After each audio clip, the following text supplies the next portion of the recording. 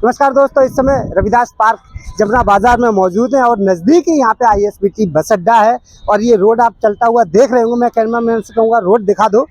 यहाँ पर जो पार्क में आज हमारी जो उपस्थिति है, इसका एक खास कारण है क्योंकि कई दिनों से यहाँ पे एक जाना माना नाम धरना दे रही हैं। किस कारण से बैठे हम आपसे उनसे बात कराएंगे और जानेंगे कि रीजन क्या है उनका यहाँ पे बैठने का। नवाब सतपाल तंवर नाम तो आपने सुना ही होगा। जहाँ कहीं भी दलित, मजलूम, बेसहारा लोगों पे कहीं पर भी जोड़ जुर्म और कोई भी आपत्ति या एट्रोसिटी होती है तो वहाँ पे नवाब सतपाल तंवर की एंट्री जरूर होती है और अपनी आवाज़ वो शासन और प्रशासन तक बखूबी पहुंचाना भी जानते हैं और जिसके समर्थन में खड़े हो जाते हैं निश्चित ही तौर पर उसके साथ रहते हैं और उसकी समस्या का समाधान करके ही दम देते हैं। इनके वीडियो भी बहुत वायरल होते हैं। नवाब सतपाल तंवर जी की मौजूदगी है और हमारी टीम भी यहाँ पे इसीलिए पहुंची है कि हम उनसे ये जानने की कोशिश करें कि यहाँ पे धरना देने का रीजन क्या है। चलिए हम डायरेक्ट बात करते हैं नवाब सतपाल तंवर जी से। जय भीम। आपके सभी दर्शकों को, आपको भी। नवाब साहब, आप यहाँ पे कितने दिनों से बैठी हैं और मेन कारण क्या है आपको यहाँ पे बैठने का, ये धरना देने का और लोगों को इकट्ठा करने का? 20 फरवरी से लगातार यहाँ बैठे हुए हैं। उठने का कोई इरादा नहीं है, घर वापसी का कोई इरादा नहीं है। जब तक ईवीएम को बैन नहीं कर दिया जाता तब तक हम यहाँ से नहीं उठेंगे। सरकार हमारी लाशों के ऊपर पैर रख के हमसे ये पार्क खाली करवा सकती है, लेकिन ईवीएम को बैन कराने की हमने ठान ली है। हम बैलेट पेपर से निष्पक्ष चुनाव कराना चाहते हैं। नवाब साहब, मेरा सवाल ये है कि अब जबकि इलेक्शन लोकसभा के सर पे हैं, आपको लग रहा है कि आप जैसे लोग दिल्ली क्षेत्र में अगर बात करें तो कई सारे वकील हो गए और सारे राजनीतिक दल हो गए और सामाजिक संगठन हो गए, ये सारे के सारे मिलकर ईवीएम का विरोध करने पे तो उतारू हैं, लेकिन सरकार के कानों में जूं नहीं रोंग रही है और इलेक्शन का सर पे आ गए। तो क्या लग रहा है ऐसे पीरियड में आप क्या अपनी मांग जो है सरकार पे मनवा सकते? सबसे पहले मैं स्पष्ट करूं कि हम धरने पर बैठे हुए हैं। अभी हमारा अनशन या आमरण अनशन नहीं है। आवश्यकता पड़ी तो हम वो करने से भी पीछे नहीं हटेंगे। और रही बात, सरकार नहीं सुनाई कर रही है। ये सरकार बेशरम है, बेहया है। ये सरकार तानाशाह है जो कि हमारी और आपकी बातों को नहीं सुनेगी। इस सरकार ने ठान ली है, तानाशाही करने की ठान ली है। नरेंद्र मोदी जी हिटलर को भी माफ करेंगे आने वाले समय में। 2024 का चुनाव आखिरी चुनाव होगा, इसके बाद चुनाव ही नहीं कराए जाएंगे। मनुस्मृति होगी, संविधान खत्म कर दिया जाएगा। मनुस्मृति आधारित संविधान इनका तैयार है। और फिर वही है कि जो पहले होता था कि महिलाओं को, दलितों को गुलाम बनाकर रखा गया था, अभी भी दलितों को, महिलाओं को गुलाम बनाकर रखा जाएगा। और इसी को लेकर के हम देश हित की लड़ाई ये जो है लड़ रहे हैं। बहुजन समाज हित की लड़ाई हम लोग लड़ रहे हैं। 29 फरवरी को हमने इसमें बड़ी कॉल दी है। 29 फरवरी को देश के कोने कोने से बहुजन समाज के युवा साथी, महिलाएं, माताएं, बहनें और पितातुल्य बुजुर्ग, बच्चे सब यहाँ पर मौजूद होंगे, पहुँचेंगे।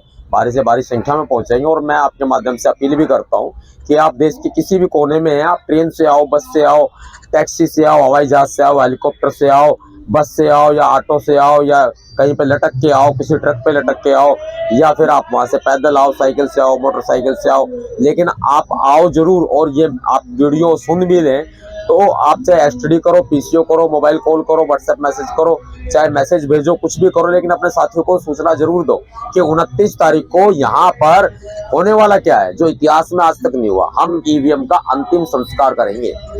ईवीएम का अंतिम संस्कार, ईवीएम हटाओ महारैली 29 फरवरी को सुबह 11 बजे यहाँ आयोजित हो रही है और ईवीएम का अंतिम संस्कार कर दिया जाएगा। देश ईवीएम को नहीं चाहता और हम फूंक देंगे ईवीएम को। फिर भी अगर ईवीएम मोदी जी नहीं हटाते हैं तो प्रत्येक बूथ के ऊपर पूरे देश में हमारे भीम सैनिक ईवीएम को तोड़ने का काम करेंगे। अब की बार 400 पार, तो ये नारा किस आधार पे उनका कामयाब हो सकता है? ईवीएम फिक्स है, आप कहते हो ना मैच फिक्स है। मैच फिक्स हो सकता है, आपका मोबाइल हैक हो सकता है, आपकी फेसबुक आईडी, आपकी इंस्टाग्राम आईडी, ट्विटर आईडी कोई भी हैक हो सकती है। बड़े बड़े हैकर इस दुनिया में बैठे हैं, देश में बैठे हुए हैं। आपको पता है कि आपके पलक झपकते ही आपके अकाउंट से पैसे निकाल लिए जाते हैं। आपके अकाउंट को हैक कर लिया जा सकता है, आपके मोबाइल को हैक कर लिया जा सकता है। ऐसे में क्या गारंटी है कि ईवीएम मशीन हैक नहीं होगी? कोई गारंटी नहीं है। और यही पक्की बात है कि नरेंद्र मोदी और बीजेपी कन्फर्म है, वो 100% कन्फर्म है कि 400 पार वो लोग जाएंगे, क्योंकि ईवीएम हैक है। और ये बात किसको पता है? ये मोदी को पता है, इसीलिए तो मोदी जी कह रहे हैं कि 400 पार जाएंगे, इसीलिए तो बोल रहे हैं ना। चुनाव आयोग ईवीएम को लेकर गांव-गांव दूर दराज के इलाकों में लोगों को समझाने की कोशिश कर रहा है, ये बताने की कोशिश कर रहा है ईवीएम में कोई प्रॉब्लम है नहीं। चुनाव आयोग दूध का धुला नहीं है। चुनाव आयोग चोर है तो नरेंद्र मोदी महाचोर है। चुनाव आयोग का क्या विश्वास है कि वो सच बोल रहा है? आपने चंडीगढ़ में पकड़ा है ना एक व्यक्ति को, वो तो कैमरा लगा हुआ था और वो देखता रहा कैमरा लगा हुआ, लेकिन पकड़ा गया। सुप्रीम कोर्ट का आदेश भी आ गया, बंदे के ऊपर केस भी चलेगा। ये चुनाव आयोग चोर है कि नहीं है? स्पष्ट तौर पे दिखाई दे रहा है। और मोदी जुमलेबाज है, महाचोर है।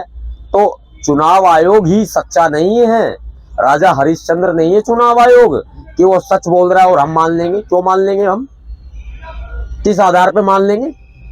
ये लोग चोरी कर रहे हैं, सबको पता है वोटों की चोरी हो रही है, और चोरी हो रही है तो अपने वोटों की चोरी को बचाने के लिए।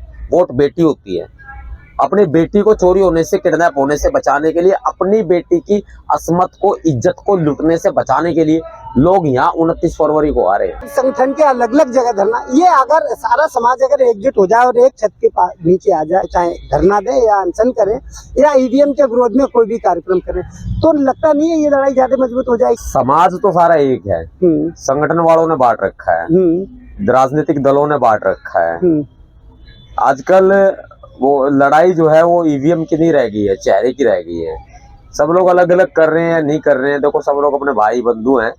मैं ये नहीं कहना चाहता कि उनको नहीं करना चाहिए, उनका भी अधिकार है, उनको करना चाहिए। और जब मैं सबका आह्वान कर सकता हूँ, अकेले अकेले कोई काम नहीं करता। मेरी जब जरूरत पड़ी ना समाज को, चाहे राजस्थान हो, एमपी हो, हरियाणा हो, पंजाब हो, दिल्ली हो, या उत्तर प्रदेश हो, बिहार हो, या उत्तराखंड हो, तब मैं समाज के लिए आगे आया हूँ। बिल्कुल, मैंने समाज के लिए कुर्बानियां दी हैं। कौन कह देगा कि समाज में काम करते हुए सतपाल तंवर ने कुछ नहीं खोया? मैं बर्बाद हो गया। मैं एक व्यक्ति बर्बाद हूँ जो बर्बाद बैठा हूँ।